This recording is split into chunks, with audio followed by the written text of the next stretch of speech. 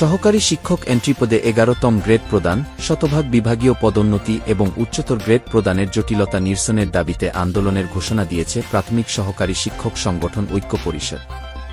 শনিবার জাতীয় প্রেসক্লাবের আব্দুস সালাম হলে আয়োজিত সংবাদ সম্মেলনে এ কর্মসূচি ঘোষণা করা হয়।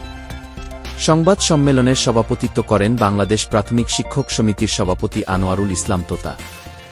যুক্তরাষ্ট্রের প্রেসিডেন্ট ডোনাল্ড ট্রাম্পের এশিয়া সফর ছিল কূটনৈতিক নাটকীয়তার। তিনি মূলত এশিয়া সফরের সাফল্য, গৌরব ও প্রদর্শনের রাজনীতি করেছেন। 5 দিনের এশিয়া সফর শেষে দেশে ফিরেছেন।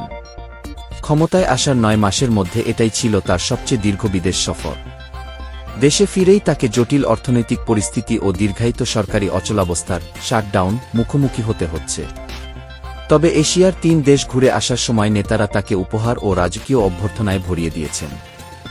কিন্তু চীনের প্রেসিডেন্ট সি জিনপিংয়ের সঙ্গে সাক্ষাতে পরিস্থিতিতে খানিকটা বদল দেখা যায়। 2 দেশের পাল্টাপাল্টি বাণিজ্য যুদ্ধের মধ্যে 2 নেতা নাজুক যুদ্ধবিরতিতে পৌঁছেছেন বলে মনে হচ্ছে। বিদেশে কাজের সুযোগ খুঁজছেন এমন দক্ষ কর্মীদের জন্য নতুন ধরনের ভিসা চালু করতে যাচ্ছে পর্তুগাল সরকার। স্কিলড ওয়ার্ক সিকিং ভিসা নামে এই নতুন কর্মসংস্থান ভিসাটি পূর্বের ওয়ার্ক সিকিং ভিসা বা চাকরি অনুসন্ধান ভিসার পরিবর্তে কার্যকর হবে।